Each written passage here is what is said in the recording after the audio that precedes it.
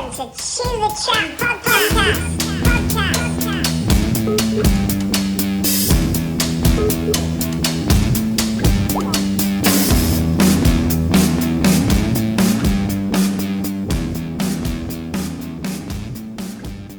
This is a non-school day for me. I'm off tomorrow. Oh, we are too. So it's party time. Well, cheers. Cheers. I see you found some of these. Did you find them in the charity shop? Found them in No, I got them online. Cheers, guys. Jackie. Yeah, I got Cheers, some in Sean. the charity shop. You got some in the charity shop. Cheers. Yeah, next week, wasn't it? You got them in the charity shop. Yours has got one missing now. They're great because they've just got little daft things on them, haven't they? Like the record labels and that. Too hot to handle. Yeah. What's this one? Spectrum Records, Tea Time. Yeah, I Don't think spill that this. They're nostalgics. Yeah. Fucking brilliant. Right, I'm just going to pop this on. That sticker. Do not disturb. Yeah. That'll be good for my speaker. Have you got your turned off? I'm already. Sam, your headphones are tangled up. My what? Your headphones are tangled up. Tangled up. Oh, Do I need to turn it off? I've got it on silent. is that all right? Oh no, it's still tangling. We've got a twist on. Oh, Just need to slide that up, Danny. How's that, Aidan? All right? I was just going to turn it off completely. Oh, fucking hell, it's done it again. What's going on?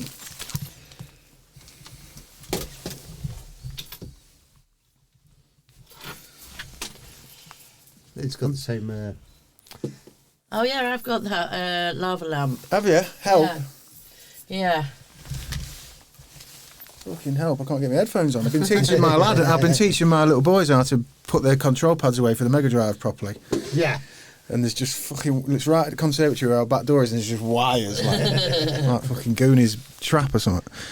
Let me get this on here. Ultrasound.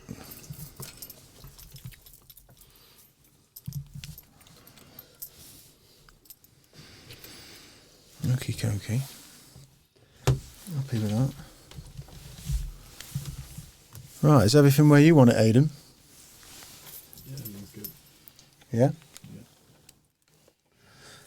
Well, in that case, we shall begin.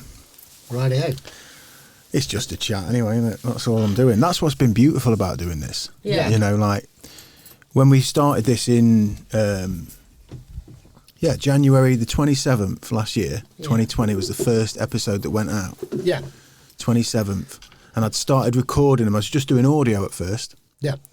Couple of audio went out. Then when the initial lockdown happened, I thought, right, I was rehearsing in here with Adrenochrome. Yeah. That kind of slowed down. We thought, we'll try going film and all that. And then the whole time through the whole crazy 2020, we've just got week to week kind of chats with people. Yeah. And I reckon one day when we look back at them, they'll be really interesting. Yeah. We've gone through a bit of a bonkers time, haven't we? Yeah, I mean, certainly for us, we had like 20, 30 gigs already booked up, and then obviously the lockdown came in, and we was like, yeah, what are we going to do? What are we going to do? So we then, same as you, you've got to use whatever's there, to be able to get yourselves out there, to keep yourself current and everything. So we started streaming more. We got involved with the My House, Your House. They basically relaunched after being closed for 10 years. Really? That long? Yeah. And they relaunched because they saw there was a little window where we need to supply people with music and with entertainment and, try and keep a sense of community going, For with sure. the thing. So, and then we've just sort of kept on doing it, and we've just done more and more and more. Took us down complete different avenues. Yeah. That's what it's done. And like, instead of us like playing out, we went down that avenue, and it's just like branched off, and we've just done loads and loads. We've got loads sort of planned still. Well, that's what I want to get dug into. Yeah. So, listen, welcome to Chew the Chat podcast. Sean Bowden and Jackie Denton. together your ultrasound at the minute, a collection of DJs. As you've just said, you've transitioned. You've got a long history with a rug cutter, which we'll dig into. You've just presented me with a beautiful framed flyer of a poster from when one of my old bands, Lost Souls, we used to do bits with you quite often. Had some crazy parties. And Jakki, we will go right back through some crazy stories, I'm sure, as this thing comes and unravels. Yeah. But you guys are playing, and as you just alluded to there, you know, My House, Your House. Explain what My House, Your House is for people, and basically you're back there using that as a way to stream ultrasound, which is you're getting guys together and getting people to the party while we're all locked in our houses, which is amazing. Well, basically, My House, Your House started, it must be 20 odd years ago, when streaming radio stations first started to come around, and they went through a long period where it was very good, and then it just sort of petered out a little bit, I think, and the interest got a little bit lower. The one of the main people that was involved with it, he died through, I can't remember, was it through cancer or through what was it? You remember? He committed suicide last year. Yeah, that was it. Yeah, he committed suicide.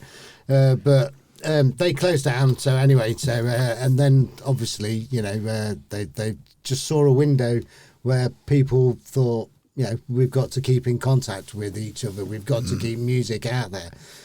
The problem that we have at the moment, obviously, is that music and arts and things like that are being suppressed by the government, and there's no support for it. And, you know, so we have to go back to basics, and we have to do it ourselves. You know, it's like the big commercial companies, they're all right because they can sit back because they've got their £1 million in the bank, you know, but we've got, you know, £1 million worth of debt in the bank, you know, and, you know, we need to, you know, just keep it going, keep it moving, keep it flowing. There's that many artists out there that are still releasing music, still doing music, so, you know, it needs to be heard. It needs to be got out there. Yeah, I love that. And like what you said, you can't furlough creativity. No, you can't. I love that. Yeah. That's what I said. That's a t-shirt. Make a note of that, Aidan. I A said you t-shirt need out to of that. copyright that one. Yeah, you can't follow. And also there's something beautiful about in a trying to take the silver lining out of it is that when you do go back to basics, you start getting back to what the reason we got into this thing for whatever reasons we all got into music. You know, I think it is we are in a dangerous moment where we're starting to forget. A lot of people are starting to forget what it feels like to just be in a room with a load of other people with a couple of drinks and just losing yourself to the music that you love with the people that you love, and that's a scary proposition. So you guys, you know, like you say, pivoting and bringing this back around. Yeah, as best we can, but it also re-engages you to what you love, and like as you mentioned, Jakki, like branching off into all these different areas, and now you're learning to do all these things, via the phone because that's what we've got to use. Yeah. But it's amazing. Yeah, the technology's different. The technology's there now for us all to stay connected, no matter where we are. You know, which is amazing. It's but yeah, it's just about forgetting about what the government are saying and just using what facilities and what things that we have just to keep things moving along. Create our own community. Yeah, and basically. Go back to the DIY culture sort of thing. You know, totally, man, It's like, I mean, there's a lot of majors, as we say, you know, that are sitting on the laurels doing nothing and hanging around and, you know, going to Dubai and all that for their holidays. But, you know, we have to be able to come out of this and still have a following. We still, you know, because at the end of the day, music's my passion. Music's Jakki's passion, your passion, you know, and the socialising side of it's amazing. You know, that it's like a family. You know, that still has to be there. We can't go back and start from zero.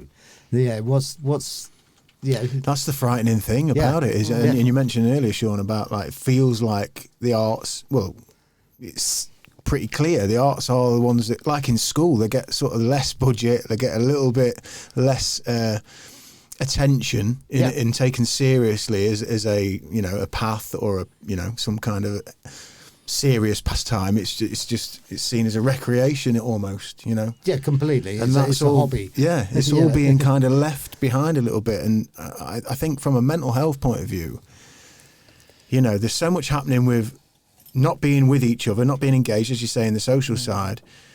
And music, as we all know, people go to music to just switch off, to forget, to drift, to just be away with it. Yeah. You know, and we need... Shake off your weekend, you know, relax with your friends. Put a record on and drift. So close your eyes. Music's your heartbeat, isn't it? So for those of us who really, you know, I mean, it gets everybody in some way or another, even people who don't really stop to give it any mind, you know, if they really, really get down to it and you put a tune on, you know, people feel it. Yeah. And for those of us who really do pay attention and really do sort of seek it out and live with it, it's so powerful. And so when this all kicked in, as you mentioned, you had like 20, 30 gigs propped up. So I want to go back a little bit. So Rug Cutter is a infamous sound system setup from Lincoln, and it goes back how many years now, Sean? Quite a few. Yeah. I mean, we're into getting on for a couple of decades, aren't we? Yeah, it must be now 20 odd years. Yeah. it was the number one, wasn't it? It was the night, you know, all of the things we've just pointed out that we're missing, the DIY, the community, the real love for music, funky, cool, community, tribal vibes of good music, often outdoor gigs. Yeah, it started off out in the woods and the fields, and, you know, and then obviously, you know, our equipment got better, the reputation got bigger, and it got unmanageable to do things, you know, outside because of the police restrictions and, you know, the usual sort of things, which as an older person, I sort of understand a little bit more now. When I was younger, I just wanted to have the party. I wanted to be with my friends. So we moved it into a venue, the Jolly Brewer in Lincoln, and we did 2 years there, where it was probably us, you know, 5 DJs, a dog, you know, and about 2 or 3 people, and then suddenly it just sort of caught on, and then, you know, there was 100 people, then there was 200, then there was 300, and then all of a sudden, you couldn't fit them in. The last free one we did, we filled the pub completely, and it was like a scene from Shaun of the Dead. They're all at the gates trying to get in. You know, I was there. I was going, I know the DJs. I'm coming in. So many of us have tried that plug, haven't we? Yeah, so it was that, you know, it came from that free party, that DIY ethos. You know, it's like, we charged money, you know, we got some stick for charging money in the end. But it's, you know, music, it is free, but it does cost as well at the same time. You know, it's like, and you have to pay people for the time and for their production, for the equipment, for etc. But we kept it at a reasonable rate, so we're covering our costs. We're not trying to make. It's always fantastic value, and, you know, like you say, numbers. At the end of the day, you can only fit so many people in a certain space, and if that many of us want to get in there, like you say, you got to pay DJs, you got lights, you got gear, there's a lot goes into it. And a lot of time, and people don't realise the time. You know, a free party is only free to the person that turns up to it. You know, it's the people that are making them. You know, although they love it and they do it anyway, you know, it's just nice to be able to reach a balance where it's... You can't put a price on that feeling either when you're in that crowd, listen to that music. It's interesting now, because what would you do to hand over a tenner now? Should just go and be with some cool people and some cool music? We've had it where we've had people say, when's your next gig? I'll pay you 20 quid for a ticket now. Do you know what I mean? It's like... No, I think, you know, 5, 8, 10, 12, whatever it is we're paying, you know, you want to be there and to do that and support it. We know now more than ever that the music industry is... It's all about live, really, now. Unless you've got that big name or that big cult following, you know, it's about performing live. It's about creating an environment. It will be again one day. And we've got to get behind that grassroots, you know. I mean, our artists are being squeezed even without the COVID. You know, they're being squeezed and squeezed and squeezed, and they're getting less and less money for the same amount of work and the same amount of time. You know, and they that's why they have to do these big stupid tours, and they have to do, you know, all the merchandise and everything. It's all important, because I don't think many people actually make money from sales of their records and their albums and stuff like that. You know, it's more the big shows that they, you know. Of course, and the merchandise and creating that kind of... I think now as well, we're having so much in the way of channels. You know, once upon a time when the Beatles, who, as you put on the lava lamp behind us, not in shot, but, you know, there was one channel on telly. You know, a couple of channels on the radio. Yeah. You know, all eyes are on this. We live in times where there's just everything. You've got YouTube, you know, you can discuss, someone send you a link to somebody and there's 10 million views for this track that you don't even know who they are, and then you check on the page, they've got 3 million subscribers, and you're like, who even, you know, there's so much stuff everywhere. Too much choice now. But I think now, at this time, Jackie, that the silver lining I keep trying to find from where we are is that it is driving us back into the smaller, meaningful communities again. You know, and that whole idea of, I've got 10,000 followers, of which, you know, 5 or 8% are actually sort of committed, and you know, the rest are fashion followers, aren't they? We're getting back to like meaning something. I think building something from the ground up again. Yeah, I mean, there's one thing that I think possibly might come out of all of this is that, you know, there's a lot of big corporations are shutting down their shops in city centres. I mean, Lincoln looks half empty. It looks more like Gainsborough like 10 years ago. Yeah, scary. So, you know, it gives the independent trader maybe a chance to sort of like start up and to get in there, depending on how and who is in government. You know, where which way they lean, whether they're going to support us or not support us. You know, I think smaller people are going to have a lot more opportunity. Not just, I mean, a lot of people who turn to the online sort of thing, but I think you can still afford to have a physical shop. Not just for music, for fashion, you know, for art and things like that as well, you know. Yeah, I hope so, Sean. I think you're right. I mean, it's a strange time, and who knows? I mean, if you could have gone back in time, Jackie, a year, 15 months, and had a chat with yourself about the future. Yeah, and said, you wouldn't have a clue, would you? This is what's going to happen, right? You're going to... all the pubs will shut, all the clubs will shut. You'll be staying in your house. You won't be going anywhere. You'll get told to stay at home. You won't be able to do anything. No one will. Everyone will be scared to death, and like the world will shut down. That's just you would like not be able to contemplate that ever being a thing. The biggest things that I love in life is socialising, listening to music and dancing. Do you know what I mean? So like, I can't do any of them things. So what else am I going to do? Yeah. So we'll just plough it all into what we're doing at the moment. And so how did that come about then? What was the inception of putting it together, ultrasound, and it coming together? And so I've been badgering Sean for years. Let me play for you. Let me play for you. Anyway, so I started playing out a little bit, and then eventually I ground him down. He took me under his wing. Okay, cool. And like, because I've got the energy for it, and like, I just want to do it. And then ultrasound came about because we'd done an event for charity with my uncle. So we got a few of our DJs together, and they got their band together.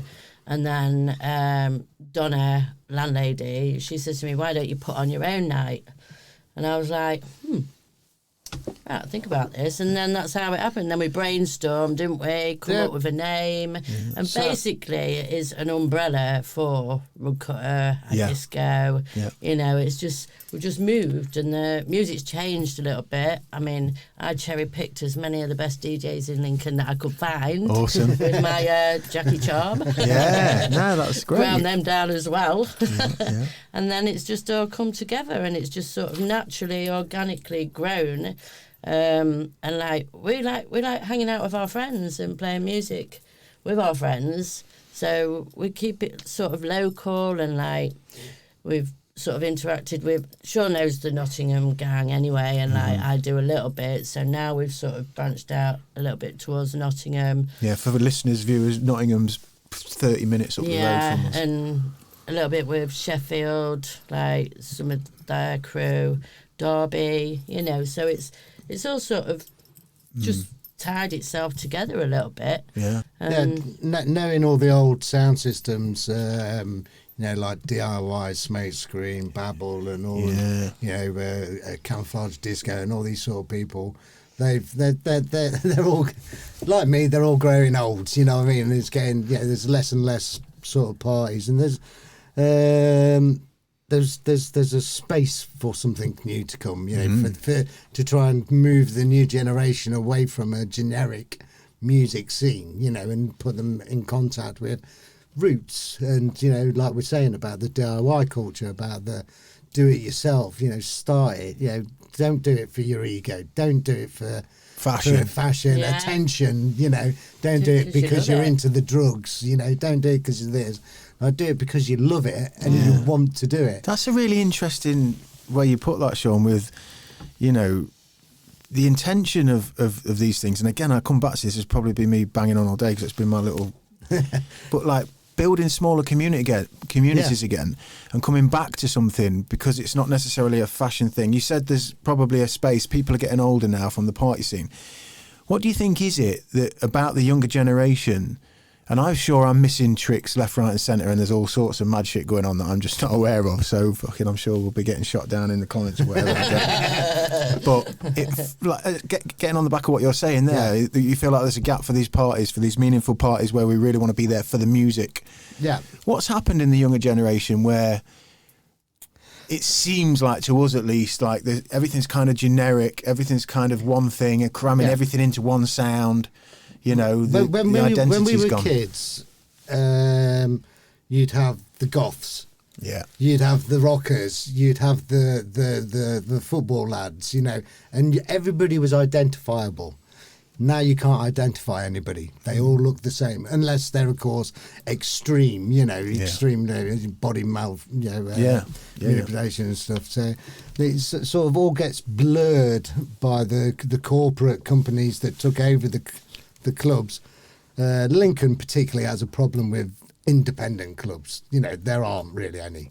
It's very hard to sort of do it. So they sort of all go to this sort of one sort of hub, just because they don't have the options. I think that, I've got a daughter. She was 23. I think it was her birthday. You were there, yeah. Wow. And she's on the borderline, I think, of where the fully electronic generation came in. We as kids, we went out, we went down the woods, we made a fire. We all drank half a bottle of cider and had a bit of a laugh. Half a bottle, a little lightweight. But that's interesting, because that is the case, and in all various ways, I always manage to bring my podcast back to me while camping, right? Yeah. But it's because I'm feeling that massively, like the good old real shit. It sounds like a cliche. It sounds fucking simple. It sounds daft. Yeah. But being in the woods, having a fire, being making something, I don't know, being rural, just feral, feral, getting out there and getting your hands dirty, getting into stuff, and actually having to make your own entertainment. Exactly. Now kids sit on a sofa. You see some of your friends and that, and they've got like 2-3-year-old kids, and they've got their iPhone in their hand, and they're sat there doing it's crazy, screaming. I want my iPhone. I want my iPhone. My mother used to say, "Here's 50p, 8 o'clock in the morning. Don't come back till 5." So I'd be off setting fire to everything. I love that. There's another T-shirt. That's another T-shirt. Hey, that's 2 T-shirts on this podcast. I'll be off setting fire to everything. Yes, fucking too right. No, that's great. And so, going back to the early days of Rug Cutter then, or maybe even before, Sean, when was it? How old were you then when you had your little epiphany, when you're like, fuck it, I'm going to put parties on? How can we do this? And how did it come about? And can you remember putting your first party on? Well, I've got a long history of doing stuff. My old man used to organise the band competitions in Lincoln. At the Labour Club? No, at the what's it called? Cross Street Community Centre. Right. Just on the corner of Baggerton Road there. Right. So my first event that I put on was a disco for kids. Ah. So it was like a sideline from a dad. So how old would you have been then? Don't know, 12. Maybe. Really? Yeah. Oh wow! Fucking hell, we have gone back there. Yeah. So he started off that. My old man basically. So he used to do all the live events for the band competition back then, and then he did the very first, or he was part of the team that did the very first gig in the castle called the Enviro gig, right? Which had the Groundhogs play Tony McPhee and the Ground Okay, Dogs. yeah. You know, so I sort of helped set that up, and I used to hang around with like the lighting crew and the sound engineers. Used to go off with my dad. Went and did a gig in Harrogate for Arlo Guthrie, and ended up getting told off because I went into the green room and ate loads of their sandwiches and stole loads of their sandwiches. Yeah, as a kid. So you were exposed to it, and so you're living it. And you know, you mentioned your dad. Did you get a good relationship with your dad? Were you around your dad a lot? Were you just following him around? Did you want to be your dad? Was he good with you? I never wanted to be my dad. I've always wanted to be myself, you know. But it was a large influence, you know. It's like I've always been involved in the arts and the music industry certainly around Lincoln, you know. It's like I could do the Charleston. I did theatre as well, yes. Did you? Yeah, I went to theatre school from when I was 13 to like theatre summer schools. Right. Great Eastern Stage, and which was musical and like I was there. So would you be doing a bit of everything? Acting, speaking, writing, the whole set, producing? production, everything. So it just runs through my veins. It's just what I do. Is there anyone else back in the family then? I mean, obviously your dad's putting on events. Was he musical? Was he in bands? Did he play stuff? No, not really. No, most of my family are artistic. Yeah. You know, my brother was a DJ. My mum's very crafty. Yeah. In more ways than one. And my dad was very much into his music. You know, he's a massive collector of music. Right. And I think that's where my vinyl addiction sort of came from. Yeah. My brother, when he was 14, used to work on the record store on Lincoln Outdoor Market. Oh, yeah. Which was his name? Andy Dobbs. Weird hippie bloke, used to run on the corner there. And he used to go to gigs, and being the younger brother, I just got more and more into it because he was. You're in the slipstream, yeah, basically, he'd be like, "Oh, listen to this, like listen to Nirvana, listen to Mudhoney, listen to Fudge Tunnel," you know, and like all these sort of like grungy bands, and then they went into the death metal bands, and it's just like slowly sort of progressed until like just got to leaving school, and then there was. Well, it was, I suppose, drugs and You know, what year would you have been entering into adult life then? What were you like? You got there yet? Like early 90s? Yeah. So I was born in 75. So what's that? 92? Is that right? Yeah, something like that. Yeah, I think so. So yeah. So just and then carried on. Got into a little bit of trouble. When I got out of prison, I decided that I needed to sort my life out. And what was that down to, Sean? If you don't want to talk about it, it's just being a dick. Yeah, basically, it's mental health issues. You know, where I just sort of just got very violent for a certain amount of time, and just like angry teenager.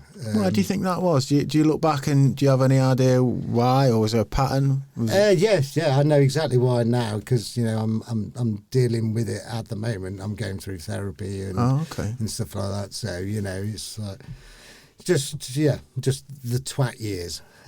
But from that has something has flowered, which is I initially started wanting to DJ because I wanted to give back what I'd taken away. You know, it's like I wanted to give people, good times and happiness and, just good vibes. Basically, it's like like try and right my wrongs, at an early age. So that impacted you in a big way then? Yeah, massively. Yeah, hugely.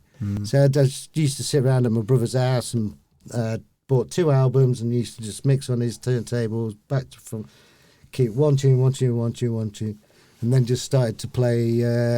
Decided to start to try and play out and started to try and play with a group of people called Groovitarium. Oh God, I remember seeing Groovitarium on flyers everywhere. Yeah. So that was the first real sort of night that I did Groovitarium. Wasn't quite as successful as, or it didn't have the longevity of Rugcutter. It was certainly a successful and interesting night that brought that free party, that sort of like freedom to the city, you know. So the sound, anyway. And musically, what, you know, has your style, has your ear always sort of lent itself to a particular? Do you go to a particular style? Is it always, or are you just eclectic and you just? I'll listen to anything as long as it's good. You know, my record collection's vast. I've got a Disney collection. You know, I've got sound effects albums. My very first big concert that I went to was Frank Zappa. Oh wow, Birmingham powerful NEC. Frank Zappa. Yeah, and I was 13 years old, and you know, it's like walking in there and all these blokes dressed up as nuns and all this sort of thing. Yeah. It was quite mind-blowing.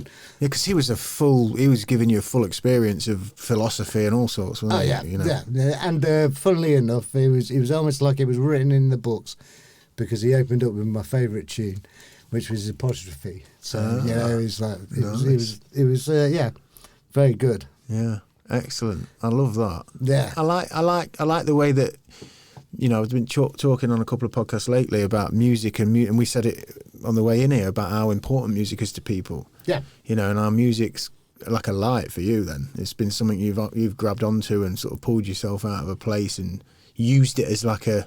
Oh, for me, definitely. Yeah, like a medicine. It has. It's taken me through good times and bad times, you know.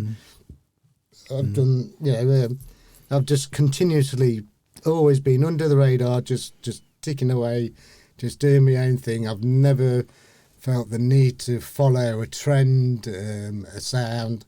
I just like crate digging. I like finding records, finding music, finding little bits of music. And yeah, like if you go onto YouTube, you know, you can find some amazing music, like Estonian electronica from 1979, and you know, French. You go deep, some deep rabbit holes on a Friday night. Yeah, man. Yeah, it's, there's some absolutely amazing stuff out there in places which you never assume. Right. Like at the moment, there's a massive wave of African funk and soul and stuff like that coming out, because the country's opening up, and you know people are now digging crates over there. But yeah, they had all the equipment, they had the stuff, and it's just it was suppressed.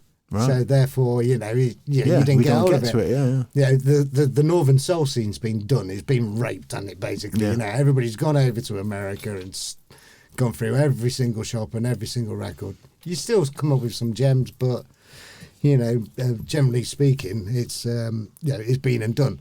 Whereas in Africa and places like that, you know, it hasn't. That's interesting, because I put on a playlist the other day. I was just flicking through my Spotify when I was in the day job, and I put on a psychedelia Afro-African playlist thing. Yeah, and it was, and I mean, some of this stuff was like old, man. You know, old 60s, 70s, and it was fucking far out. Yeah, my mate didn't enjoy it too much while we were working, but I was all over the place with it. It was really, really cool. I picked up a CD from a charity shop the other day, and I can't remember what year it's from originally, but it's Ethiopian Airways. Like what they used to play in the background, you know what I mean? Really? Like, so, yeah, that's fucking obscure. And it's like it's funky, it's jazzy, it's it's like really, really, really cool. Yeah, it's just. He introduced me to like listening to films differently. Now I can't watch film properly. I'm just listening to like background music and stuff, and it's like I'm like, you've just messed my head up. I can't watch film properly anymore. What? Because you're listening to like you're listening to what's going on in the background and how they're setting the tone. And he'll be like, stuff. That's a good sample, and I'm like, I just want to watch the film. No, it's interesting though with like. You know, when you start getting into soundtracking and sound design and scoring films, because, I mean, I've watched a couple of sort of directors where they talk about when they're scoring films and stuff like that. I think David Lynch was one I was watching, and they talk about how you're setting the mood with the music. You know, and he watched the footage without the music. And is it scary? Has it got anticipation? Has it got all these things? Then you just certain films like Blade Runner. You know, the music is such a big part of it. It just set the scene, and it sets the Jaws, isn't it? That's probably the go-to, isn't it? Yeah. You hear that? We've got a piano in the living room, and that was one of the first things I taught the kids. I mean, we got into sharks, and then I started thinking, actually, I probably, because it's talk about watching Jaws, I thought, no, I'm not watching that yet. At the minute, they just love sharks. They love dogs. They like these lovely things that are in the sea. They're not quite aware that, you get gobbled up by them. But yeah, on the piano, every now and again I hear dung, dung. Yeah.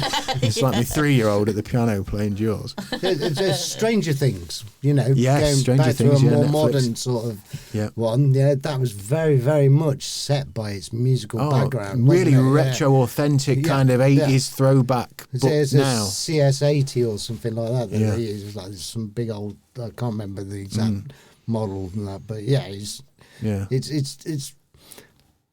people that don't appreciate or that don't notice the music, I feel sorry for almost. It's like it's just part of life and it just goes on, and then they listen to all the words over the top and they don't listen to the soul and the underneath. how the whole thing accumulates and arrives at the feeling. Yeah. And the feeling or the interpretation for us all is like we've all got our own interpretation of whatever it is. Yeah. The big hit song. Yeah. Yeah. But somehow it grips something in us and it speaks to you, doesn't it? Like one of my favourite soundtracks is the Jackie Brown film. The Quentin soundtrack, Tarantino. Yeah, the music from that is just ace. It's like soul, funk, and it's just that soundtrack just makes that film for me.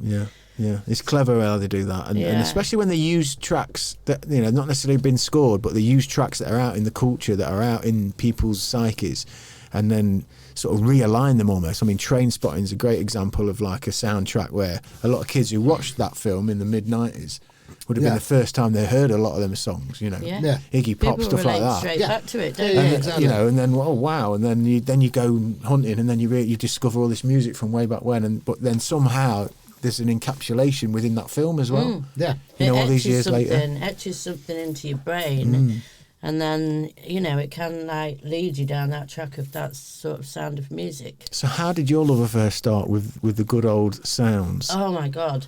When I went to school on my penny farthing, so my mum and my dad, they had completely different sounds. And I remember on a Sunday, my mum would put the music on and do all the housework, and she was like into Motown and things like that. And then my dad, he was into the Beatles and, the Rolling Stones and all them kind of bands. So that's where it sort of started. I remember getting my first record player, and it was like this little green. I can remember the colour and everything. It had a little handle, and you put the batteries in. My mum bought me an album, and it was David Soul. But that's because I was really into Starsky and Hutch at the time. And that's where it came from. But I really like the 70s sound and things like that. Yeah. 70s fashion, 70s art. Wow. So the whole kind of encapsulation of that time, that period. That was the period that sort of I was growing up in. So even like bits in my house are all sort of go back to the 70s and that. So they must have been my good memories. So your mum and dad then playing a lot of music when you were growing up? Was music kind of important in the house? Oh yeah, definitely. And like even my stepdad, he was into like, I can remember his 8-track. Yeah. So he had an 8-track and it just looked like a robot head that you shoved this sort of thing in. And he was into like Slim Whitman and country, and he was into like sort of soft rock and things like that. So those little things like the odd tracks like that just come back to you when you hear them and stuff. It that just from gives being you that little sort of fairy feeling, and because they kind of soundtrack the chapters, don't they, as we go through the life, and not necessarily because the tune that you love or whatever, but if your mum and dad are playing stuff and you just hear it, you're akin to it all the time. Then it does. You go through your life and it's like, oh wow, I remember that. And that's something about music. They're doing science on it all the time. How does that work? How is it that when we hear a specific tune, you can go back to that place. You can smell the smells. You can smell the smell and everything, can't you? It's mad. I mean, the music that I'm sort of very much into, it must be through sort of my teens, sort of growing up, going out, and that is like 80s groove, and I love it. And like I think that's where, when I play music, that's where sort of you can sort of hear that. So you DJing, how did that come around then? Because when I remember, how long have I known you now, Jackie? I mean, it's probably getting on for 20 years. Yeah. So I was always into indie music. Yeah, that's what I remember of you. But I've always had this love for like 80s groove, soulful music and things like that. So I can switch. can switch. Like if I need time off from DJing, I'll go straight back to the Arctic Monkeys or something like that. You know, with a guitar. Yeah. So that's my tea break. Yeah, got you. But yeah, so me getting into it was I went to a rug cutter. Basically, I broke up with... Powerful rug cutter. Yeah, I broke up with my guy at the time. I had a very suppressed relationship. Come out and I was like... Was that for quite a long period of time then, Jackie? Yeah. So when you say suppressed, what you mean? You just weren't doing the music thing out I there? lived in a cupboard or something. Right, I've got you. It wasn't very good. Yeah. But the best thing that I did was come out of it. Move on. And then my brother at the time, he went, come to this party at the brewer. And I just listened to Nick Taylor, actually, it was. Listened to him play, and I thought, what is this music? I love it. And from the day I went there, I just badgered them all. I was like, I want to play this music. I want to join in. I want to get involved. And eventually, they gave in. Yeah. Well, your perseverance, you know, and Sean knows, you know, it's like... When somebody loves it, when you love it and you're living it and you're breathing it and you're chasing it and you want it, I mean, that normally gets you through the door. Yeah. I mean, when, like, in the 90s, when the dance music was out and that, I did like it, but I was into my indie bands and things like that then, like Seahorses and Stone Roses and all of that kind of thing. Similar to me, yeah. I mean, I had Slipmat on here. Wonderful Slipmat. Was mad chatting to him because at the age I am, I'm a little bit younger than you guys, although not a lot. You had to put that in there, didn't you? A little tiny bit for contextualisation purposes, guys. Because when Slipmat came on, like I vividly remember he like all the posters for like hardcore, happy hardcore, Dreamscape, you know, you know, up at Skegness, not far from us, you know, the Pleasure Dome, which was a big one on the circuit for raves. I was too young for that, but I'd initially started. I'd got into the Beatles. I'd got into the Guns N' Roses. Guns N' Roses were like the first band I can remember, like at school being like I'd listen to the records at home that me mum had around, or me stepdad had around, and my dad would play when I go and see him. But like that was just happening around me, you know. Obviously, I'm chosen to put them on. I'd be aware of them. But the first band I really got into at school was Guns N' Roses, and I remember I used to draw tattoos on my arms. I used to get detentions for drawing tattoos on people. I used to do art. We'd all be leave like RE class, like just covered in fucking Guns N' Roses skulls and tattoos and stuff. But got really into them, and I'm maybe I don't know, 11, something like that, 12. Yeah, and then. I don't know how long this goes on for, a couple of bands like that, and then I find I get into rave at like I found the Beatles, got well into the Beatles, really like deep dived into the Beatles, but then I get to about 15, maybe 14, 15, sort of getting towards the end of school and kicking around with some of the older kids who were going out and going to these parties, these raves, and they'd play tapes because you just get those tape boxes with like 8 tapes in. And they'd be getting swapped around and we're like, fucking hell, what's this? And at first I wasn't sure, and then that was it. I was just with it. I don't know if it was just the transition of, you know, becoming a sort of an older teenager or you know, heading that way. But my bedroom just got fucking covered in flyers and Slipmat this and Slipmat that and Clarky. That was one of the great things though about the rave scene, wasn't it? Because it gave you pictures to put on your wall, free posters. Yeah, you know what I mean. And the vibe of those pictures and the flyers, the whole thing, like, was just totally kind of future, far out, and kind of twisted and psychedelic and very future. I mean, when you look back at them now, a lot of them are very kind of, you know, like robot heads and sort of grid lined. And I think there's the famous bloke called Pez, isn't it? Yes, Slipmat talks about him. Yeah, he did the sort of like a lot of the big sort of rave flyers and that. Yeah. My brother even had he used to collect them, so he had a massive box full, and some of them sell for good money. Yeah. You know, it's quite strange. You know, well, like, when I said to Slipmat about the tape packs and that, he said, they said the promoters didn't really tell us too much about them because obviously they're recording them and knocking them out. Yeah. But when I said to him, look, I said, like, Michael Jackson and the Beatles and, you know, Guns N' Roses, all them posters came down, and you and all that whole crew went up, and that was like a mad transition. Yeah, you know. And then all of a sudden, I was too young to get to the raves, but coming back to my kind of tastes in music, like finding that and having that period where I'd listen to a lot of like hardcore, happy hardcore, jungle, but never old enough to go there. And then I was in a band. Then I started in a band, like in a guitar band. So then I was kind of in between again. And then when my guitar band, first one I was in, kind of packed in about, I don't know, 18, 19. Then I went full on just raving. Yeah. Just raving. And then that lasted for a few years. And then I went to watch Faithless at Nottingham Arena. Right, okay, yeah. And I can remember thinking, I started watching them thinking, and they had like two drummers, I think they had, like a 12, 13 piece drum kit. And it's full band. Full band. You had Rollo on all the gear and all the rest of it, but it was a band. And I was like, I'd never like thought when I was listening to Insomnia or whatever, that I could visualise a band playing it. Yeah. And then fuck me, there's a band playing it, and I was like, this is interesting. And I feel like I think I'd like to get back in a band, and maybe we'll go a bit electronic and we'll do this and that and the other. So they ended up fusing the two together. But isn't it strange how you like bob between? Yeah. But some people don't. Everybody thinks that dance music or electronic music is just some bloke sat there with a computer just like sample, and especially now, there's so much live electronic music that's out there, which is fantastic. People like Crazy P,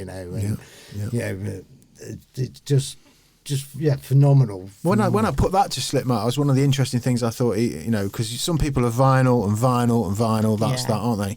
And I said, as the technology's changing, and I posed this to you guys as well, which I think you just gave the answer anyway, Sean, which is, he just said, look, if it's changing, we go with it. We see what we're on with, And he said now, like you just said, using Tractor and stuff like that, it's more live than ever. Yeah. He's got intervals and points and stuff that he can do to these live tracks and fucking be doing all sorts of shit in the moment, as opposed to just taking one track to the next and maybe some scratch or whatever. Yeah. He's doing all sorts of stuff. Yeah, you can. He was a very technical DJ anyway, wasn't he, in his day? Yeah, he was a very good DJ.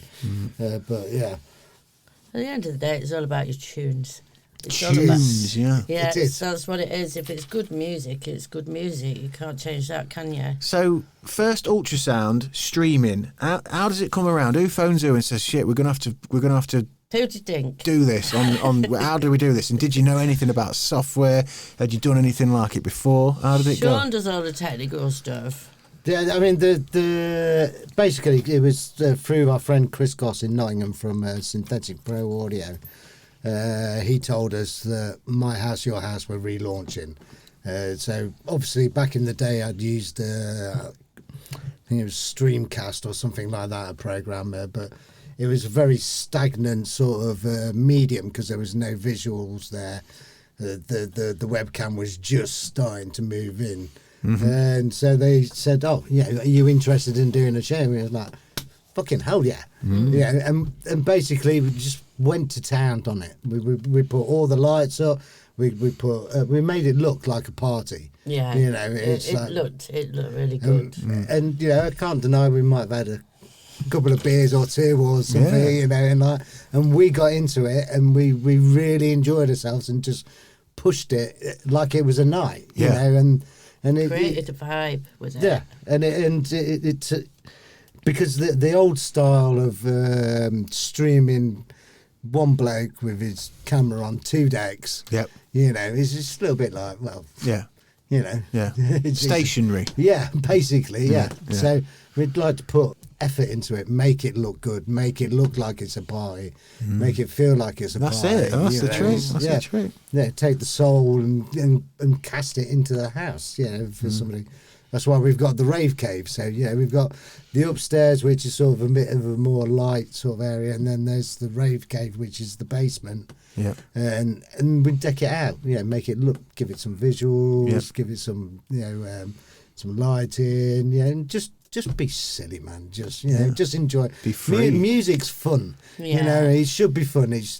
There's some serious music out there, but for me personally, music is fun. And it's escape, isn't it? If you're playing and you're having fun while you play it, then that's people vibe off that Contagious, as well. yeah. So if you're like dead serious, then it's like a bit of a wooden act. Then Yeah, because there's so many things that have got to align for.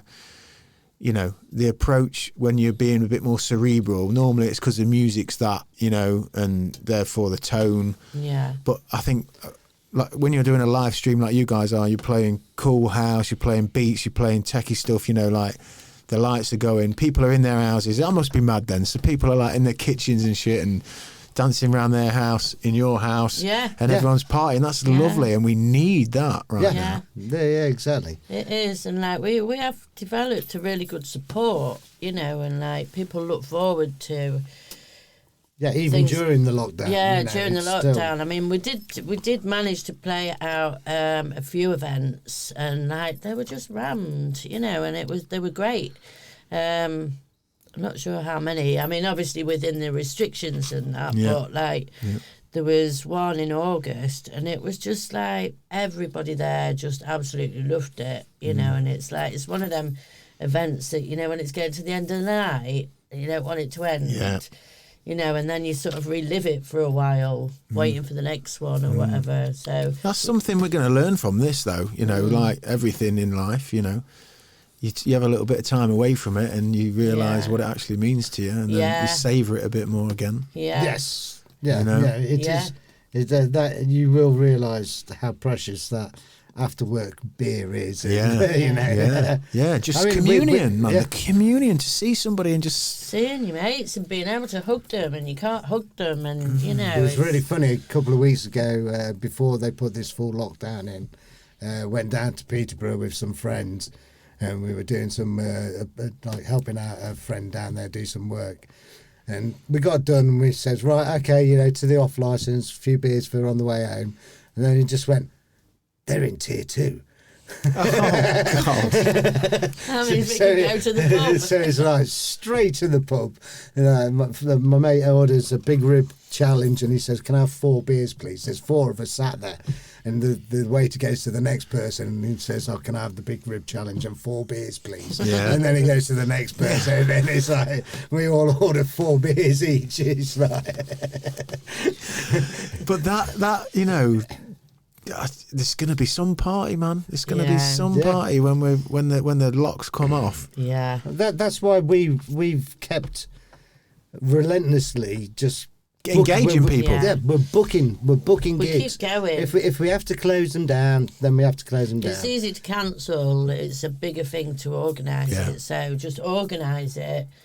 And then everybody will understand it anyway. Of course. But like what we've done, like we've got this one coming up.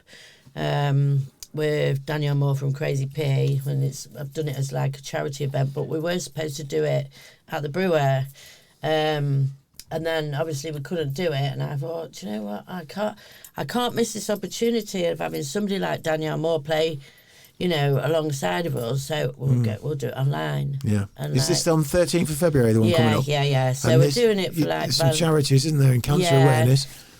Yeah, we're doing it for like breast cancer awareness, and like I sort of support like the smaller charities. So I wanted to do it for St Barnabas, and then because there's 3 girls from like Nottingham involved, so we wanted to involve their charity as well, which is the little Nottingham one for end of life. And that you know, they're really good smaller charities. So we decided we'd go Valentine's, all girls, and do it for charities. I love that. Yeah, so the whole female lineup then. So you'll be. That's the Saturday the 13th of February. It's a week on Saturday. Yeah. And that'll be My House, Your House stream through My House, Your House from 6. Just have to excuse me a minute. I just need to go. Yeah, no worries. Yeah.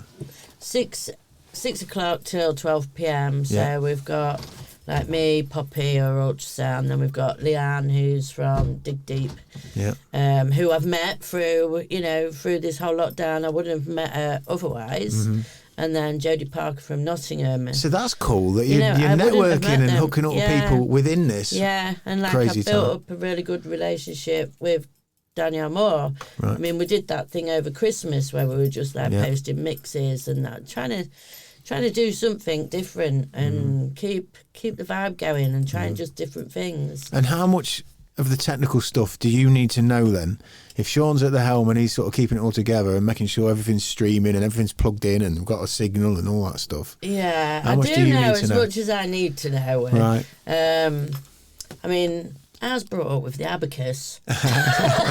Hey, we could do what I we could mean? do with So- some more of that. But when it comes down to it, I can do it, but it's not something that I can get around my head as Yeah, well. just like that. Yeah, so Sean tends to do all that side of stuff. So when you are playing, Jakki, Yeah. has it been a gradual process, all the different times you've played, the more you've done these live streams, to kind of understand, there's people on the other end of the telly? Because you're on your own in the room, aren't you? Yeah, yeah. As if you're like just jamming out at home. Well, I feel more confident doing a live stream than I do when I'm playing out. I'm getting better as I play out, it's like, it's less forgiving now when you're recording. So if you make a mistake, I mean, not that everybody would notice, but as a DJ, you sort of pick up on these things. But it's less forgiving doing it as a live stream. As to playing out, but like it's just like skills. I just love it so much. I mean, believe it or not, I've been doing it like nearly 11 years. Is it that long? Yeah. Is it really? Yeah, somebody I was with at the time bought me a set of decks. And I didn't really know what to do with them. I was just like, Anyway, sort of as I've sort of got to know the rug cutter crew and that, they've all took me under the wing. They teach me things, and like I watch and learn all the time. Every DJ that plays, I'll watch and I'll take it in and what they're doing and that. So, it's just really, you're always learning with music. And I would imagine, and I'll stick my neck out and say, it's got to be amazing for your mental health and lots of people like you. And for me, it's been with the camping. When you kind of dive into something to learn, because there's something happening when we want to learn. There's an empowering thing that happens where we're kind of, I don't know, we can put blinkers on a bit about things around us. We're infused, we're impassioned, we're like emboldened in something. And I would imagine, during this time, not only are you giving people back some vibes and somewhere to go and have a rave and a dance and a connection, being engulfed in it. You always want to be better when you do something, especially when you sort of apply yourself into something that you're interested in. You always want to be better, and you're always your own worst judge. Yeah. So, like, every set that you play, if it's a good one, you buzz off it. If it's a bad one, you don't get over it until the next one. You're as good as your last gig. Exactly.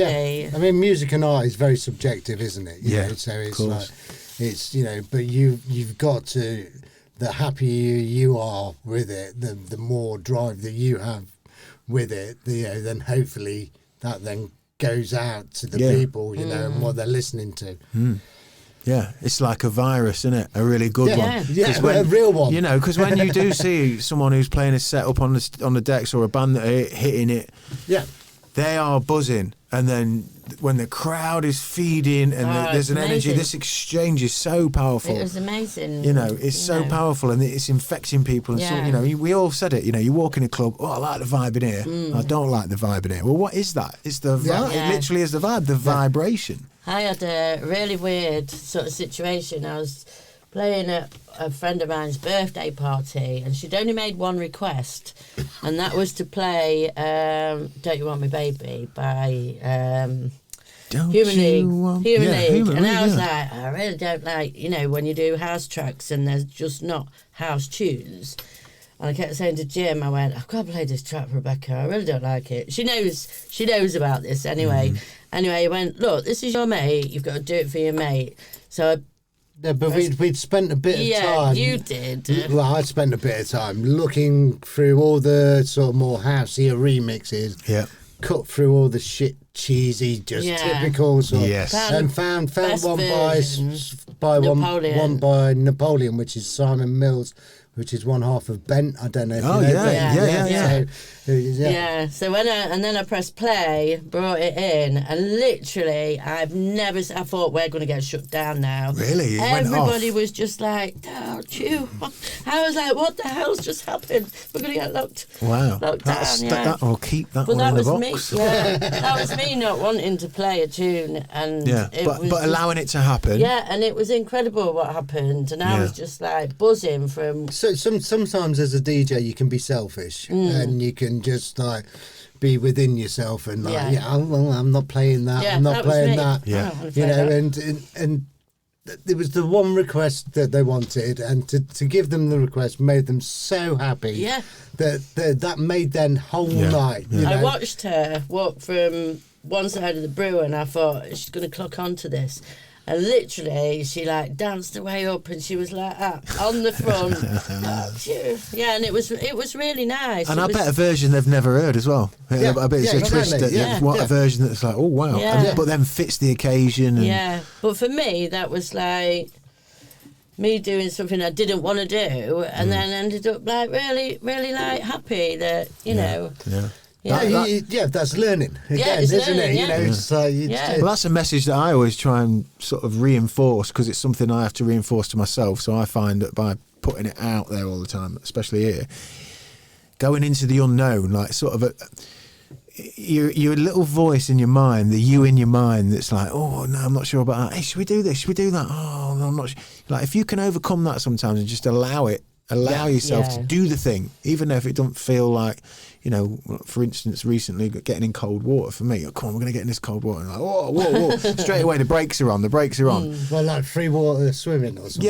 Yeah, wild swimming and just cold therapy and just whenever I go camping, get in the water. And I've grown to love it. But initially it's like, oh, fucking hell, I don't fancy that. Because you're kind of conditioned to think, oh, that's fucking mad. Why would you do that? And then I allowed myself to not think about it as it could be anything. Play the record, get in the water. I just kind of started to get my head around the idea that, let me just, whenever I hear the little voice say no, I'm just going to see what happens if I go beyond it. And if it is a no, I'll know it's a no. Yeah. And I won't do it. The word that you used there is conditioning, and that's the thing.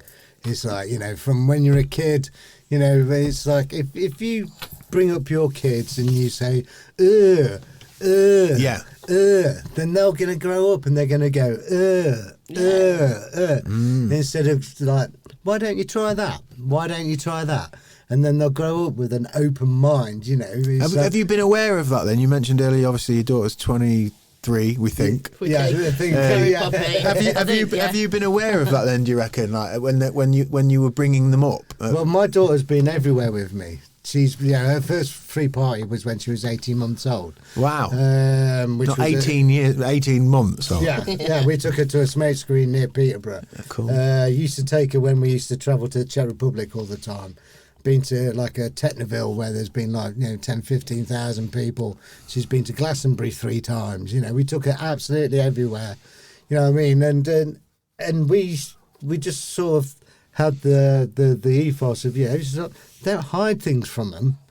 You know, because I share that with you, Sean. You know, it's like show them, but show them the right way. Show them the sensible way. You know, and then they can't. You know, how's a kid going to rebel against going to loads of festivals? It's like, I mean, you can't stop them doing things that you don't necessarily agree with, really. But at least they've been opened I think to that society. Teach them to have their own mind. That's what I think.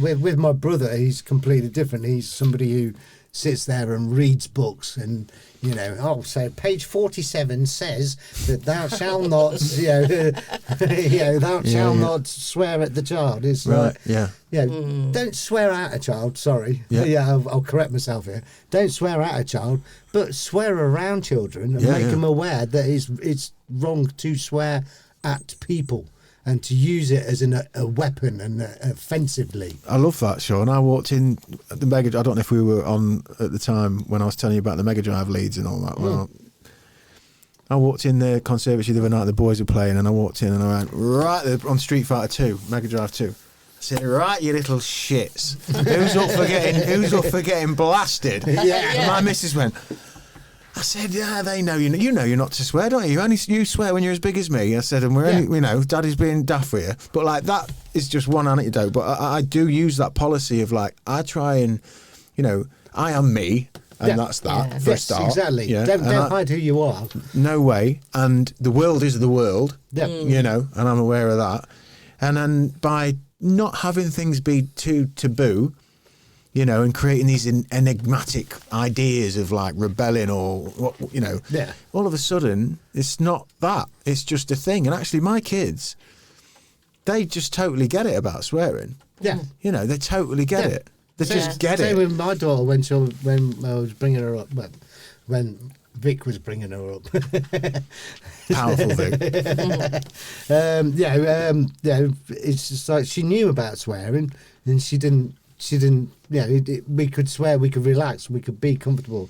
Well, I think that's the underpinnings, Sean. No, because we're not just talking about. I'm assuming because of the way you are and what I know of you, and from what you've said there, that it's not just about swearing. It's about everything, isn't it? It's like having that trust. You build trust with your kids where they can talk to you, because so many of us grow up with parents where you couldn't possibly tell them what you experienced last night, good, bad or ugly, whether it's a great experience, but it might have involved, I don't know, whatever the thing you're not meant to be quite doing at this age, or a terrible one where somebody maybe, coerced you into something that you didn't want to do. Or I certainly grew up that way. I couldn't fucking tell my experiences and share, and maybe get advice, maybe get some support, and maybe guided, and then listen.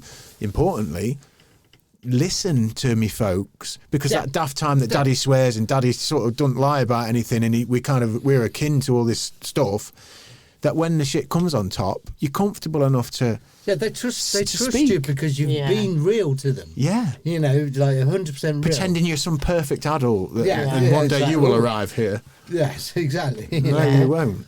I've always said to mine, don't ever kid a kidder. Yeah. Yeah, and they're like really sort of open-minded, my two.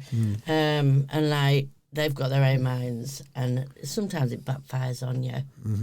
Yeah, of course. It's not a perfect ride, is it? Yeah, exactly. It's not perfect. Nobody's perfect. Kids aren't perfect.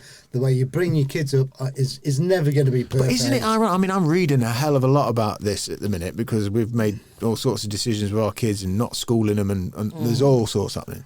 Are you homeschooling then? Yeah, unschooling, actually. Unschooling. I thought we were going to be homeschooling, and then the more I'm reading, the more I'm learning, we're unschooling. Right, which is basically like a radical idea to most of us, because most of us just conventionally understand education to be sit down, listen, work hard, and get the grade. Yeah. So is it more of a practical, hands-on It's everything sort of you way? just said. Yes, we went to Glastonbury 3 times with my dad, who listens to me and talks to me and asks me questions and says, what do you think to that? What do you think to this? And where do you want to go? Do you want to go there? Right, we're going here. Yeah. And you putting the selfish side of your part to the one side for a minute and going, okay, well, she wants to do this, and we've done it 6 times already, but she wants to do it, and then when she's fed up, we'll move on. And and accompanied by that honesty and that openness, pretty much, I mean, it sounds radical, and I'm covering it a lot at the minute. I've just done a podcast with a family from down south who are, again, it's not a coincidence to me that a lot of people are in the creative mind who think along these lines. Yes. They're a film producing family. They wrote this book, actually,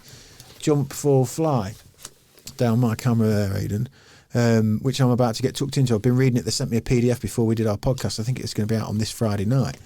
Layla and Anthony Eldridge Rogers, wonderful family, gave me so much confidence in what it is we're doing, in just letting them lead. I think as well, you go to school, they tell you got to do maths, English, geography, blah, blah, blah. But then, you've got creative children that probably aren't able to express that. So, doing it in that sort of unconventional way, you'll get to find out what your children's intelligence is. It's a very dated system, Yeah. like the political system in England. It's very dated. Yeah. It needs a massive overhaul. But the problem that we have politically, going back to that, is that every government that gets in says, we'll shake it up, and they try and put a plan in force, and you think, oh, right, well, some of that sounds quite good. And then as soon as the next one comes along, because they never stay in long enough, they never have the longevity to be able to allow it to develop and to cure the problems. They just switch it and say, well, my system's better than yours, It's like, And it's all trying to operate in this very small area. And it for me, I mean, my first kind of political awareness was not that I knew anything political, but fucking hearing Neil Kinnock and Margaret Thatcher going at it. I just remember those names. They're like the first names I remember for me growing up. back when politics was politics, mate. Something like that. But that's kind of a point I'm going to move towards, which is, to me, the more I'm sort of paying attention, it's like that small area that they operate in, red versus blue, left versus right, whatever it is, we'll come in, we'll change this, we'll change that. And something does change. It's pretty fair to say that a Labour government will generally be much more, willing to move with arts and to open up creativity and to, you know, work with the community and look at that stuff, and Tories aren't. But what's been happening the whole time is obviously big business lobbies government, you know, and we've kind of streamlined businesses now. You mentioned the high street earlier on. There is no high street because we've got Amazon, and I'm torn because Amazon's fucking amazing. Yeah. That turned up today from Amazon. And it can turn up even on a Sunday after you've ordered it on a Saturday night. So As a matey boy, hasn't he just, he's just left? He's now the he stepped richest- down. Yeah, Jeff stepped Bezos, down. he's just stepped down as running the company day to day, as far as I understand it. £200 billion, was it? More than that. Was it? Oh, they've made, in the lockdown period, they've made... in the Christmas, whatever the last period they refer to it as, but I think they just made record, obviously, profits. I think it's over 100 billion they've made in the last quarter. I think he's come out with stepping down because he's now the world's richest man. Oh, by 200 billion or something. yeah, certainly the rich ones that we talk about, not necessarily the ones that we're not meant to know families, the banking cartel families of old. But no, yeah, you know, that's the thing. Is the literal dichotomy for me with Amazon and things like that, because it is an amazing service and it is really useful. It's quick, it's clean, it's reliable. But then, like we said about music, you know, something dies, something has to die, man. And I think I've never used Amazon. Have you not? No, never used it. I've looked at it. You might be the only person on the fucking I actually had some Western catnip come Front through today from Amazon that I ordered yesterday. Yeah, it's mad, isn't it? Everybody around me has used it, but I've never used it myself. No, good on you. Well, that's cool. And that's kind of what I'm saying. It's like the world we're in now politically, it's like whether left or right gets in, it really doesn't matter now because business has become so streamlined. Corporate business is so big now and has so much interest sort of firmly placed in its momentum with its government ties and everything that nothing fucking does change because the money's that big. Yeah. I mean, at this time now, it might be interesting to see what may or may not happen in terms of the way we run ourselves. I mean, I firmly believe we're going to go into a future where there's a divide. There'll be people that almost Brave New World, Aldous Huxley, like, you know, there'll be savages who don't, you know, get jib-jabbed and fucking conform to all this crazy new stay away from human beings and that fear that's going to stay with a lot of people. You know, we had OCD that kicked on in the last 30 years. Everyone's that kind of thing's just going to go fucking through the roof now with other humans. Oh, they're from over there and they're in a jurisdiction that hasn't been vaccinated or whatever. That's a reality we're going to be in. That's it. I think the lockdowns brought that out massively. Totally. Yeah. People on which side are you on? Are you thinking about this and thinking about your own liberty? I've seen my mother and father 3 times in the last year. They live 10 minutes down the road, but because they're so paralysed by the fear. Yeah. I mean, they are at high risk groups, you know. Yeah. So, you know, unfortunately, Of course, yeah. but it's like It's weird. they're just down the road. The impact of not seeing them. Sorry, Jackie. But the impact of not seeing you for wanting to do the right thing, for wanting to protect other people, protect yourself because you're vulnerable. But actually, the knock-on effect of not seeing your kids and having the impacts and the fear and the mental health issues. More detrimental, it looks like, if you look at statistics. Yes, yeah, very much so. Doesn't affect. It's like my mum. My stepdad died this time last year. Oh, bless you. And then we went into lockdown. And I went to see her the other day. She's happy as Larry. And I says to her, I've come over. I says I'm struggling a bit this week. She went, it hadn't really affected me. She says I didn't really go out anyway. She's on her own with her dogs. Not even bothered, you know. So it's like, that's good to hear. It's just So really weird. have you been all right then? How are you coping? Oh, I'm all right, ish. You're lying. I'm crazy anyway, and like, you know, I've been through like a bad period, horribilis, and whatever it's called. I had a bad 5 years. Horribilis. Yeah. Okay. So I had a bad 5 years, and I bury my head, but then I've got music, you know, so. If I've got something bothering me, I just plough myself into something else. And like I live on my own. Kids are grown up, flown the nest. Yeah, they're doing their own thing. I mean, Josie's gone to London. Natalie, she's a social worker. She's busy in her life.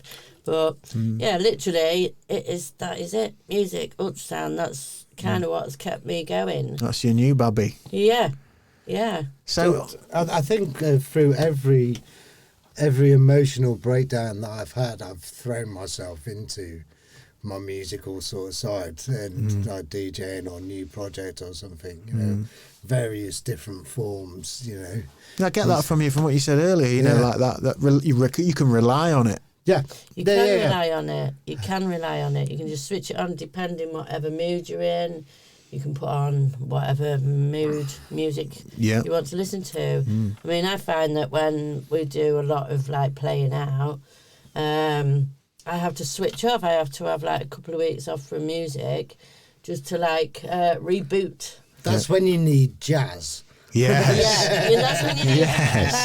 I'll listen to Links FM or something. Yeah, something Get all like freaky. That. Yeah. Get on that freak train. Yeah, you just man. need to like tune out and then tune back in again. So when you mentioned that earlier, so when you've done a live stream and you, like you say, you might think, oh fuck, I didn't nail it or whatever. Yeah.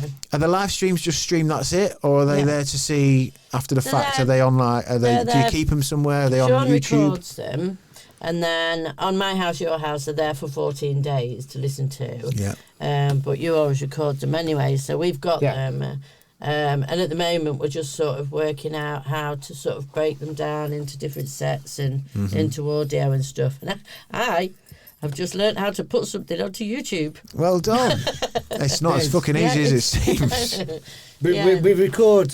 We use a software called OBS. OBS. This is what we're on right now. OBS is amazing. Open source. Great, isn't it? Open source technology. Use Twitch as well. You know, so it's like. And I think we're on Twitch as well. We're twitching right now. Yeah, you can store it for 14 days on Twitch, can't you? So it's great piece of software, and every single show that we've streamed.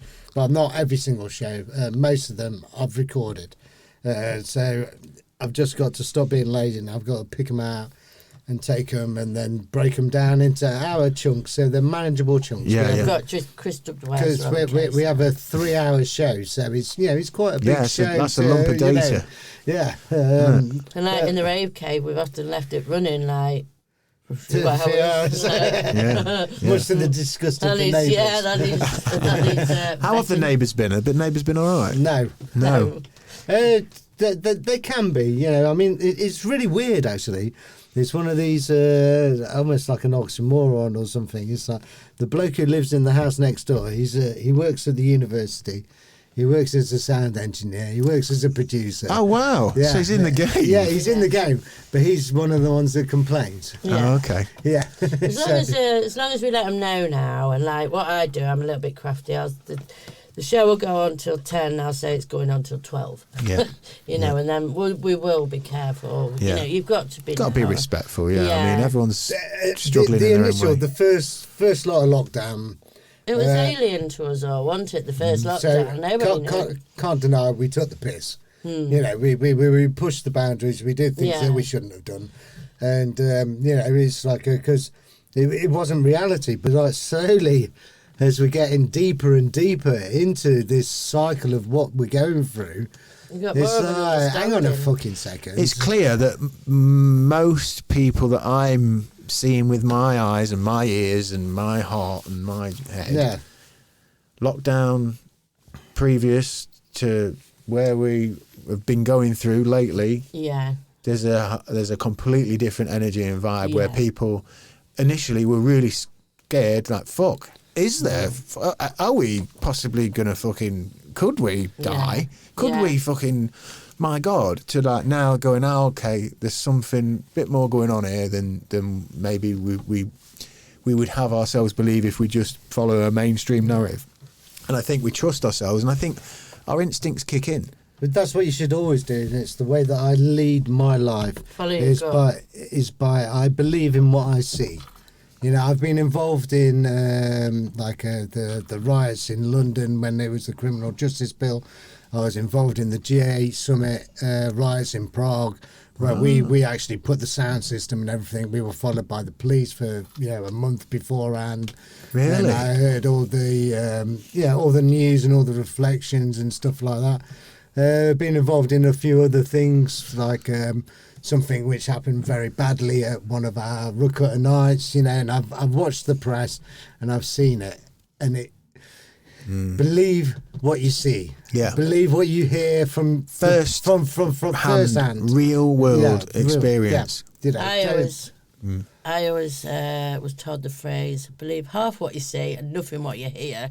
Yeah. It's true, isn't it? You know, Yeah. almost, No, it's a wacky time, and this whole digital thing we've talked about, and ultrasound, and everyone pivoting, and me doing video, and everyone kind of being online, and everyone zooming, and fucking all this stuff. It's also happening in the media. The media's kind of taken a very kind of, I don't know. There's something happened in the media where press, as I remember it, and I mentioned Neil Kinnock and fucking whatever back in the days. There used to be a polarising point of view for something. We'd go back and forth, and who was right and who was wrong, and you were maybe right on that, and that's gone in the mainstream now. There's just one line, one arc, one narrative, and if it don't fit that, you know, you put into some tinfoil area or Well, I've heard of something. I don't know if it's correct or not. You might know about this. Is non-linear politics, right, where Putin brought in basically this bloke who was the head of the avant-garde art scene around Russia to do all his PR work and to work with him and, you know, to try and make him, you know, sort of like comfortable and famous and whatever the words are. But what he did is he joined lots of anti-Putin groups, and then he also joined lots of supportive groups. And then he's giving out so many different signals that you don't understand. Yeah. There's so much information. It's like, is he? Isn't he? Yeah. So they're just confusing just blurred you. the lines of everything. Yeah. So it's just a complete. It's pointless politics, basically. You know, it's like it's. Yeah, of course you can. Yeah. It just means it goes round in a circle, and no, the average person. Doesn't. It's just grabbing a tabloid on the way to work or flicking the radio on. I remember when the referendum came in, and I was working at the time on fitting fascias, and then there's this old girl that we're fitting the fascias for, and she's like, well, I voted Brexit, I did this, I did that, and I says, you do realise you've just wiped off a third of your pension now. You know, it's like they've just given away a load of money because the pound crashed when it happened. So it's like there's a lot of noise, there's a lot of dissonance, there's a lot of din at the moment with that non-linear kind of approach where and that's what we're getting from our government. It's like 1 minute it's okay, 1 minute it's not, 1 minute it's not. Nobody's taking responsibility. But time is passing by, and it's passing by, and we, you know, a year of this kind of mad limbo where you're not quite sure. And you know, I have moments. I know I'm blessed. I'm lucky because my day job's pretty safe. This job is, you know, we carry on. We're working. I'm seeing people. I'm, you know, responsibly doing what I do, you know, and I've been lucky, I'm blessed, and my family are cool, and my wife's cool, and we're on the same page, and I'm not, you know, my brothers, my siblings and stuff, we're not, you know, I know lots of families where they're fucking divided, you know, a parent, you know, says to one of my mates who's of a mindset like, look, you don't need to panic as much as you are, you're going to do yourself more harm panicking like you are. Look, just chill, I'm going to do this and we can do that. And then the divide happening and families kind of in turmoil. It's really tricky, man. It's really tricky. But that's why I wanted to speak to you guys, because I think what you're doing with the music and just putting the party on and getting people in the room together, in your own room, like just knowing that there's a load of people in random kitchens just kind of dropping a comment. Cause can they twitch in and can they comment to you live and stuff like that? Yeah, they do. So that's go great. on to Twitch and like comment, and then we'll get. I mean, we're not hitting hundreds of thousands of people or hundreds But we're of not people. really bothered about But that. what Doesn't matter. People who are there are there, man. And the way that I look at it is it's a computer. Yeah. You are logged on to, I think at the high, the first was about 60 odd computers. But that could be 60 house parties. Yes. Yeah. You know, you don't know what's at the other end of that. Of course, so, you know, so I always class it as a computer, not a person. So I don't. It doesn't let me down. No, it's the same when we do these. You know, I put these out. This will go out on. I mean, it's gone out Twitch. We've streamed it live now, and it'll just stream, and then it'll be gone, and it's just like a little peek behind the curtain. But it'll get scheduled in, and it'll go out at some point over the next few weeks. Yeah. And we always do a premiere, so they go out at 8 o'clock on a Friday night is when we do them. Yeah. Right. And I'm always amazed that there's like people, there's fucking, maybe there's 70 people sat that have made like 8 o'clock, we're going to watch this tonight. That's fucking mental. I was talking That's to mad. one of my mates the other day. He came out for tea and I was talking about doing this.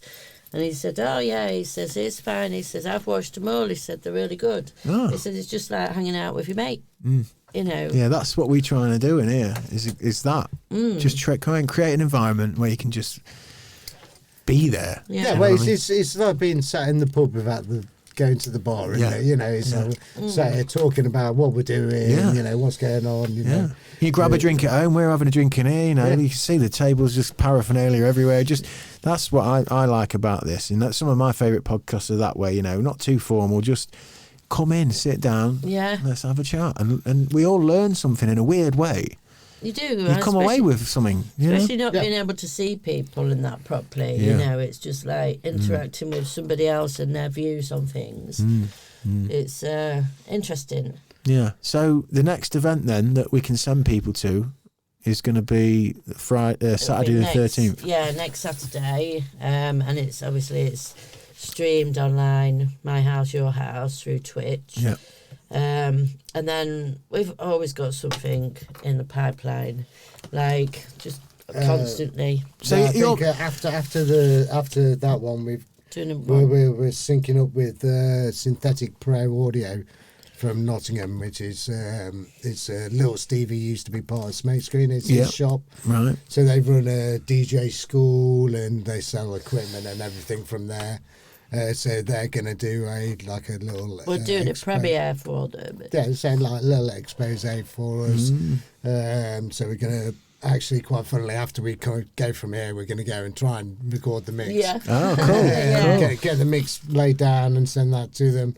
And then there's, Jackie's got another show for... That's for Just Vibes Radio. Me and Poppy are doing a set for Just Vibes, so that'll be in the next couple of weeks. Oh, cool. So there's plenty going on and plenty to look forward to and get your teeth into. My diary is full. No, that's good. And that's good. We're just tenacious with it. You just got to keep going and, don't give up on it. That's a lovely message for people. Yeah, it is. Yeah, it is. And so... what I do want to ask you, Sean, obviously, because technically, I've got Aidan to save the day for me, but I have to learn, what I can because he's not here all the time. So I have to find myself sat behind that shelf where powerful Aidan is doing stuff. Yeah. So when you're like the girls, you've got what, 5, 6 DJs playing on the 13th?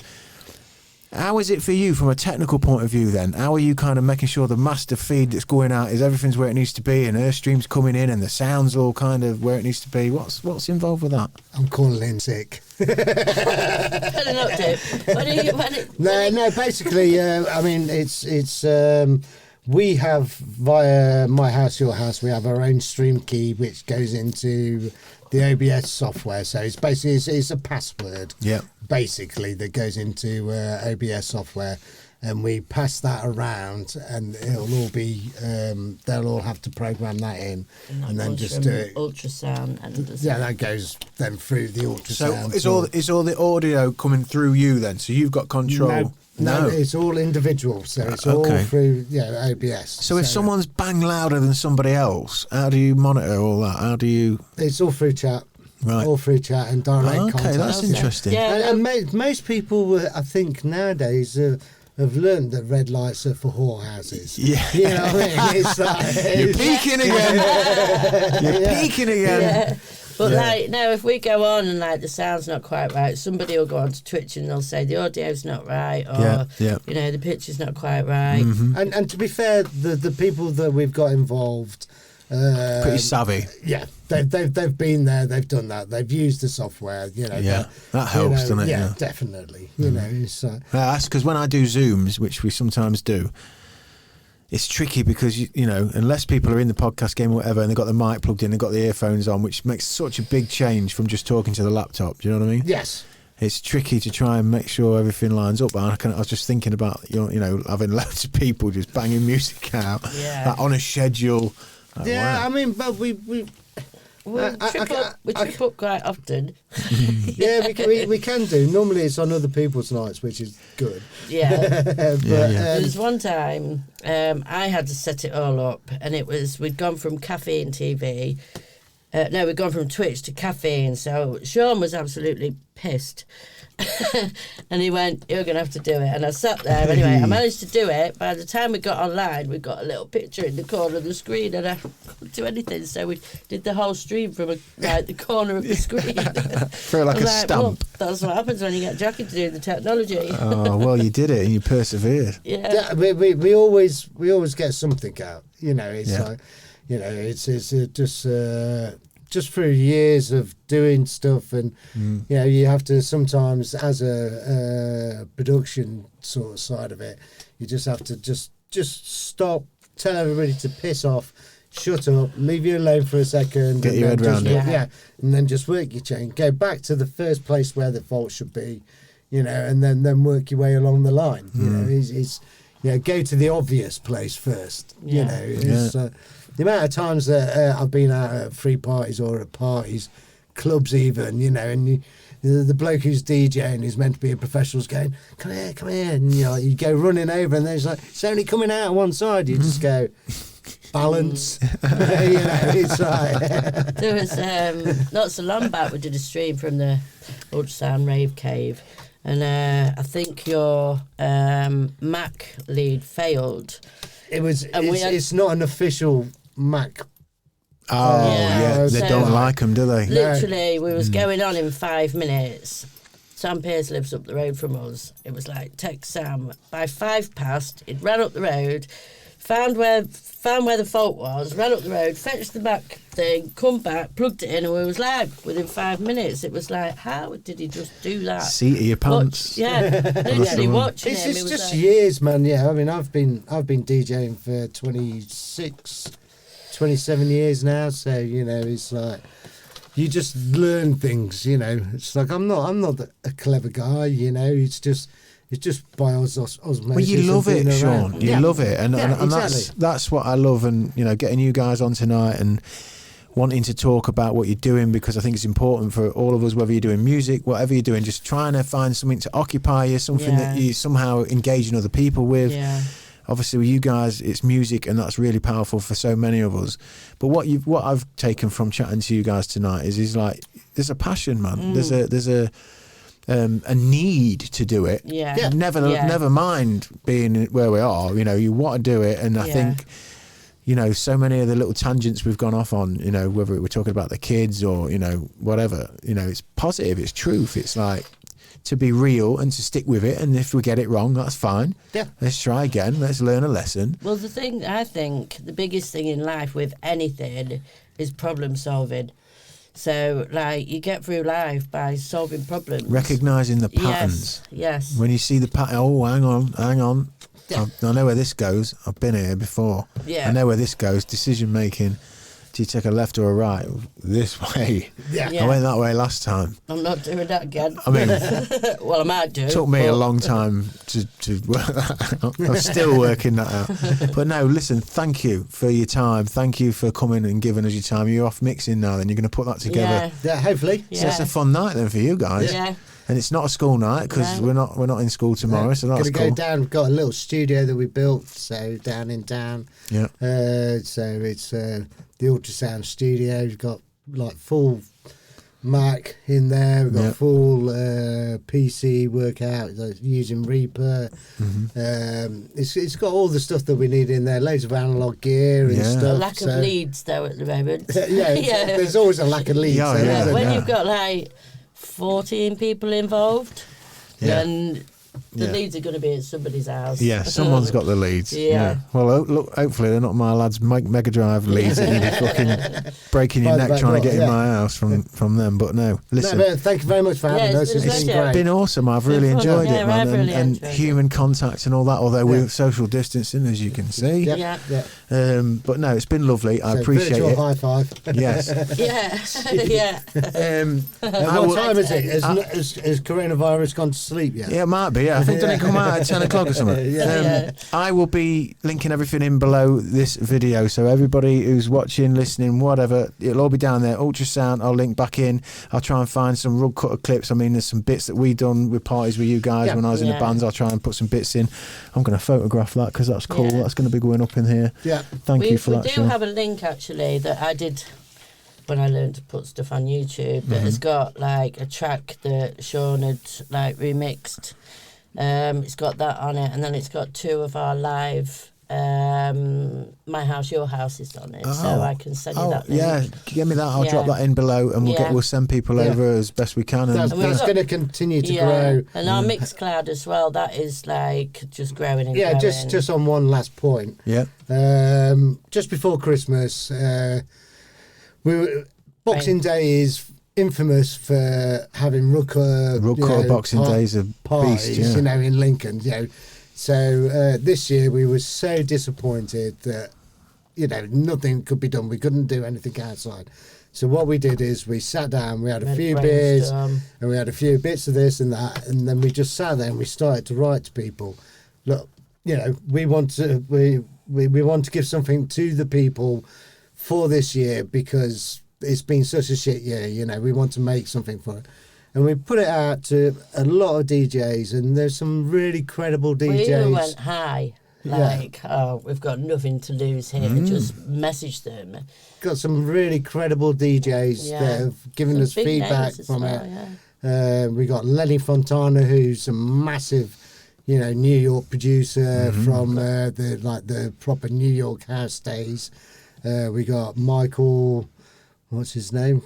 We got Mavalo from Midnight Riot, and we got some really big. Another bloke called Alcalino, who's massive at the moment. Alcalino, and he's even on. There's a few now on our Ultrasound pages, like DeLucas, who's big, sort of playing out and creating music at the moment. But to sum it all up, it's like we ended up with 30 mixes, near enough. More than that. From all these DJs. So people responded then, big time. Massively. That's lovely. Dippy Ghost got on board and they sent us a fantastic mix. So love Dippy Ghost, powerful Dippy Ghost. It was actually one of my favourite mixes. Yeah, they're talented really boys. Yeah, very talented. And it was great to get such a good response, and that was just our sort of just to try and end the year. It's a big thank you. Give something back. Give something for people. Christmas time and Boxing Day, New Year's Eve. It gave them, if they wanted a party, it was there online, and people did. They were partying in the kitchen or whatever they were doing, but I just kept posting them. Took up Christmas Day. I got into trouble with the kids a little bit. Get off your laptop. Mum's just obsessed with raving. Yeah. And then Boxing Day, we sort of just did it and was just posting them. I mean, we had Crazy Pig and sort of involved.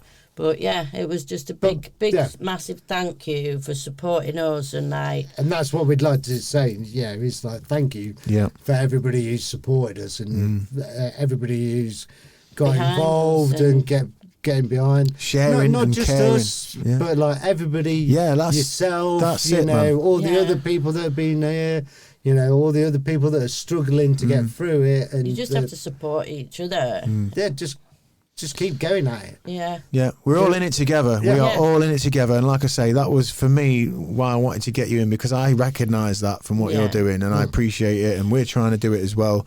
And to collaborate like this, and maybe, we're in our infancy anyway, we're a little podcast, but there's some local people watch this, and, we can all feel a little bit better knowing that we all feel the fucking same, which is, we don't know what the fuck to think, but listen. You just keep on. Thank you. Brilliant. Peace and love to everybody out there. Thank you. And you guys stay safe. Yeah. And we'll be raving at the weekend next week. Hopefully everybody tune in. Thank you very much.